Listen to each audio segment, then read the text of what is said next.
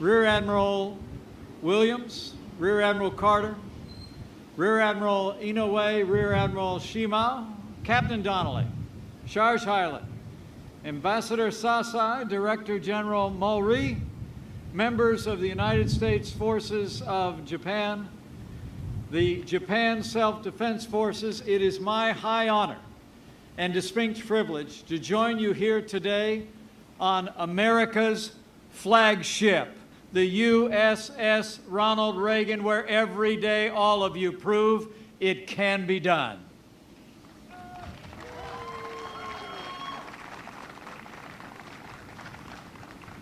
Now, you all look sharp out there, but at ease. It's so good to be with you today. I bring greetings from the President of the United States of America, your Commander-in-Chief, President Donald Trump.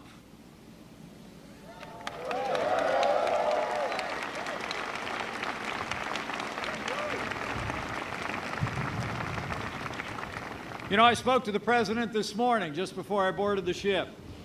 He said to tell you that he's proud of you. And he said to me, I wish I could be where you are. And I know he meant it from the bottom of his heart. You know, the President sent me here today to thank you. To thank you for your service, all of you, American and Japanese who have stood up, who stepped forward to protect our countries, our values, and our very way of life. You are the sons and daughters of freedom, willing to defend it with your life, so that your families, your fellow countrymen, and future generations may continue to call themselves free. Give yourselves a round of applause. All of America is proud of you.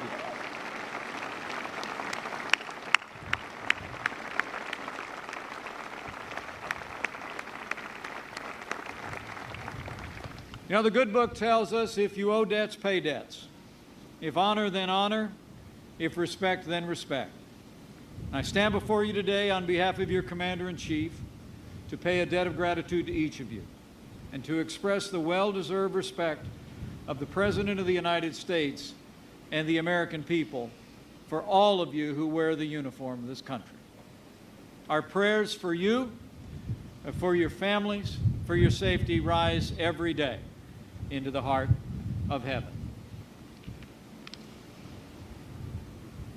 In a word, you are the best of us, heroes all, and you are here, the Americans among you, so far away from home, because the United States of America and Japan are bound by history, a time-honored treaty, and the abiding oath of friendship. The United States-Japan alliance is the cornerstone of peace, prosperity, and freedom in the Asia-Pacific. And let me be clear, under President Donald Trump, the United States stands unwavering in our alliance and unyielding in our resolve to defend all that we have built together over these generations.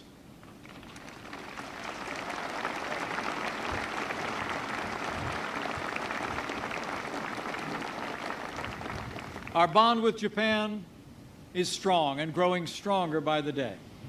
In February, only weeks after he took his oath of office, President Trump welcomed Prime Minister Abe to the White House, where they reaffirmed, in their words, their strong determination to further strengthen the U.S.-Japan alliance. You here, on the deck of this great ship, are the physical manifestation of that alliance.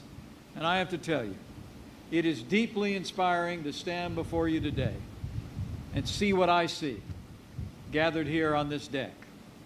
Every American would be inspired and proud if they had this view, and I know I am.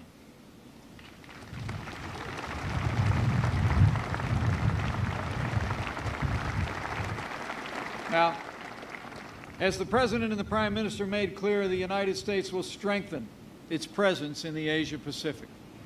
Japan will assume a larger role and responsibility in our alliance in the years ahead.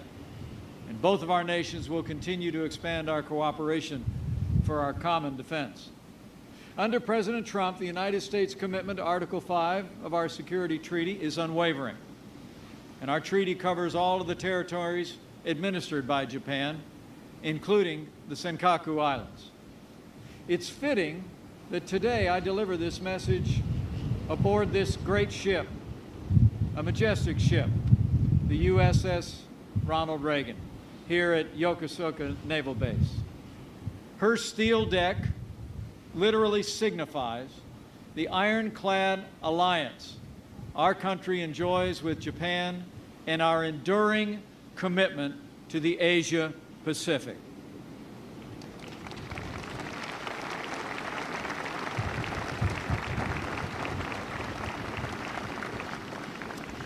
You know, we're standing on a ship named after my second favorite president.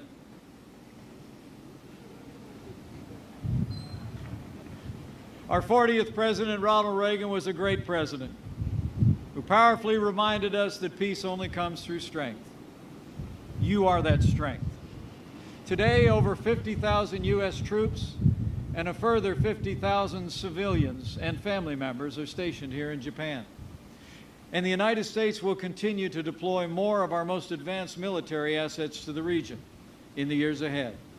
Beyond this noble ship and the carrier strike group that it leads, by the year 2020, this ocean will boast 60% of our Navy's fleet. And the skies above already have F-35 Joint Strike Fighters flying for freedom.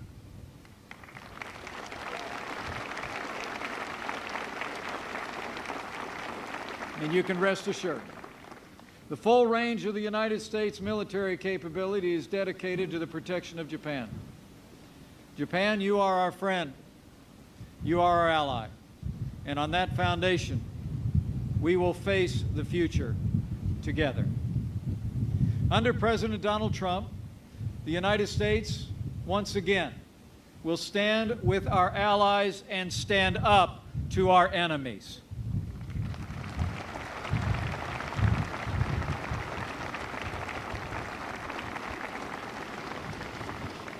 And I can assure you, President Trump will unfailingly support the brave men and women in uniform who defend our freedom every single day.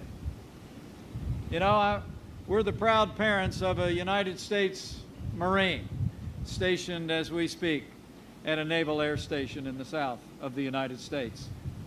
And I have to tell you, as the parent of someone in the service, it's the greatest privilege of my life to serve as Vice President to a President who is so dedicated to the men and women of our armed forces, their families, and our veterans. I can tell you from my heart, President Donald Trump will be the best friend America's armed forces will ever have.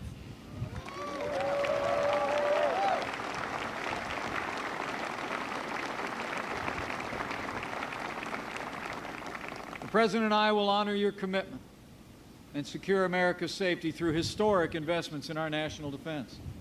Just as President Ronald Reagan restored the armed forces in his day, so too President Donald Trump will make the strongest fighting force in the world even stronger still. Just look at what President Trump has already accomplished. In his first 100 days, President Trump has taken decisive action to end the era of budget cuts for America's military.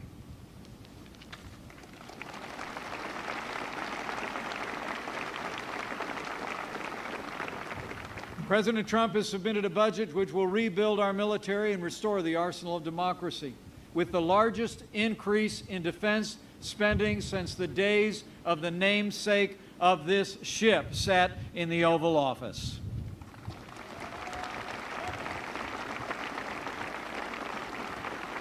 And in just the past 2 weeks, the world witnessed the strength and resolve of our new president in the decisive action that he took in Syria and Afghanistan. The enemies of our freedom and this alliance would do well not to test the resolve of this president or the capabilities of the armed forces of the United States of America and our allies.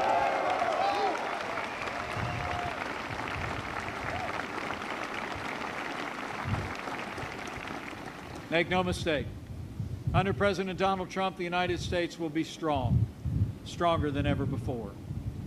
For as history attests, when America is strong, the world is safe.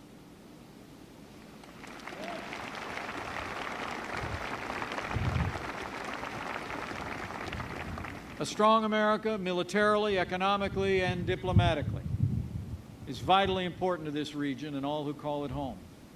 It was through the bravery of our service members and the spirit of our people that America established a foundation of peace and freedom that endures in the Asia-Pacific to this very day. And under President Trump, the United States will continue to defend prosperity and ensure security on these seas and between our lands.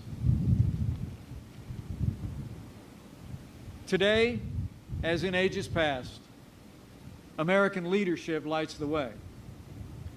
The United States stands with all our allies and our partners in the region to keep the peace, enrich our people, and advance the common good. Together, we will defend the rules-based order upon which the region's progress, past and future, depends. We will protect the freedom of navigation and overflight and other lawful uses of the sea in the South China Sea and elsewhere, and we will ensure the unimpeded flow of lawful commerce on the 7 seas.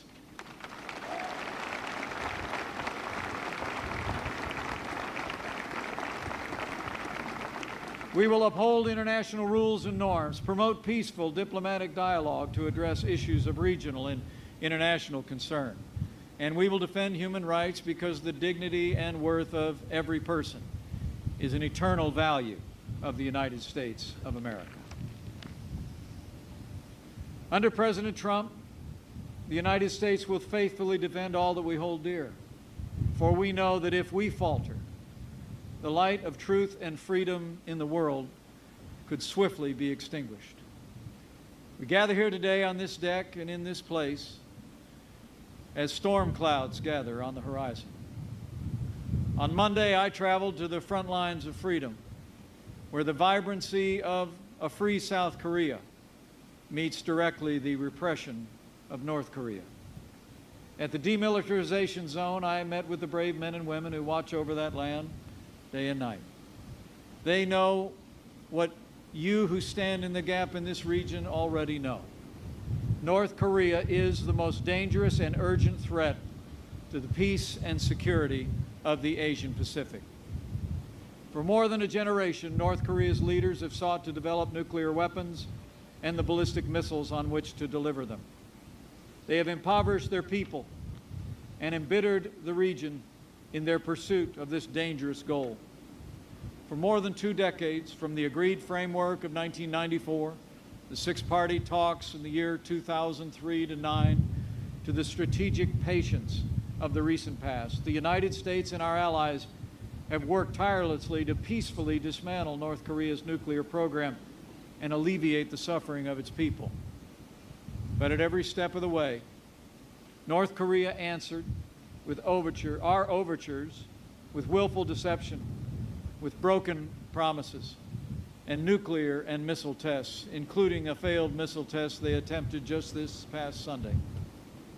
As President Trump has made clear to the world, the era of strategic patience is over.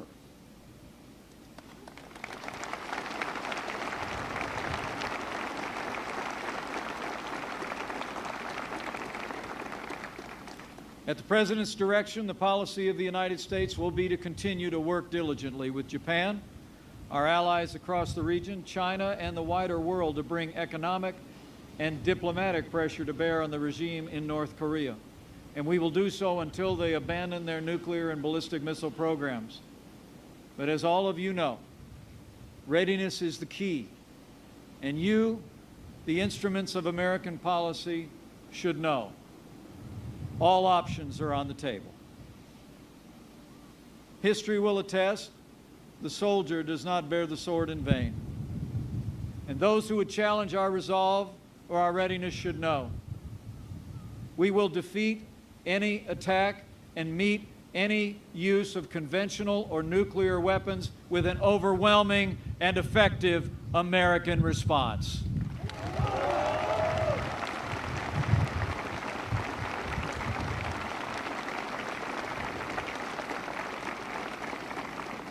The United States of America will always seek peace, but under President Trump, the shield stands guard and the sword stands ready.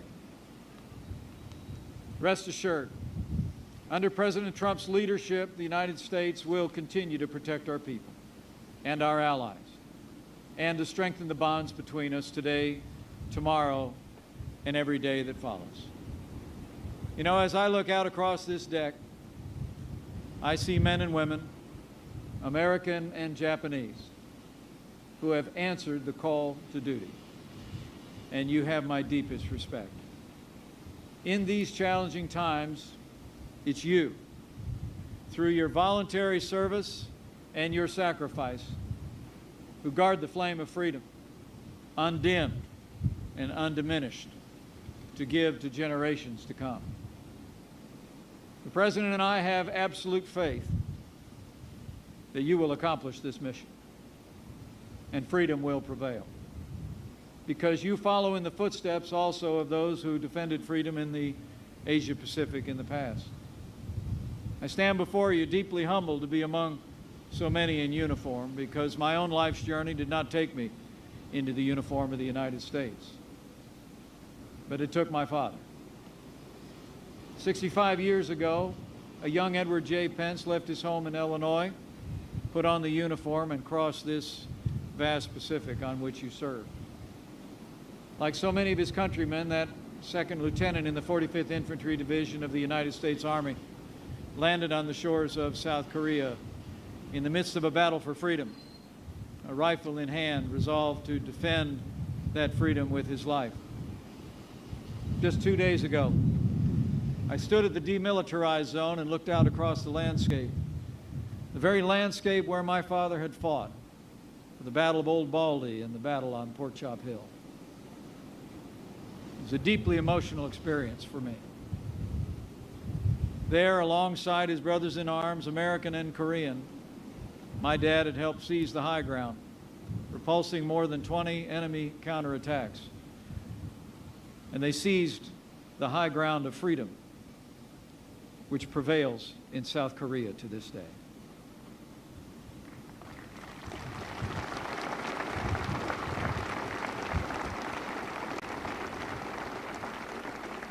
"64 years ago last week, my dad was had a medal pinned on his chest for his valor on the field of battle. But like most of our nation's heroes, my dad never talked much about his time in combat. I believe that he carried in his heart something that you understand in ways that I perhaps never will. My dad never thought of himself as a hero. He often would say that the heroes were the ones that didn't get to come home. He lost friends, young, shining faces, filled with promise, who gave the last full measure of devotion for your sake and for mine, to defend our freedom and to plant freedom in that ancient land. And they succeeded. So now it's our turn in this generation. And more to the point, it's your turn. Today, we best honor the sacrifices of those who've gone before by defending the freedom they fought and bled and died to secure. And on behalf of your Commander-in-Chief, this we know you will do. As President Ronald Reagan said in his time, quote, "We must realize that no arsenal or no weapon in the arsenals of the world is so formidable as the will and moral courage of free men and women. It is a weapon our adversaries in today's world do not have."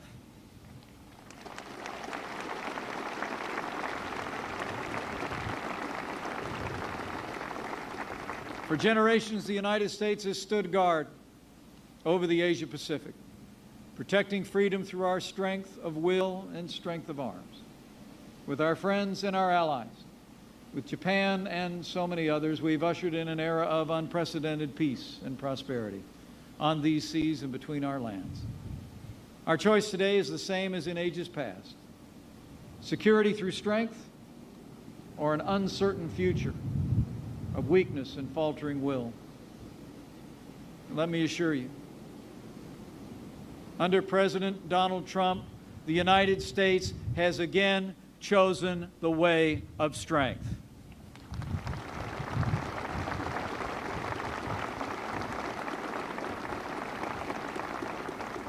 Under President Trump, the United States has chosen prosperity and security and an unwavering commitment to the Asia-Pacific.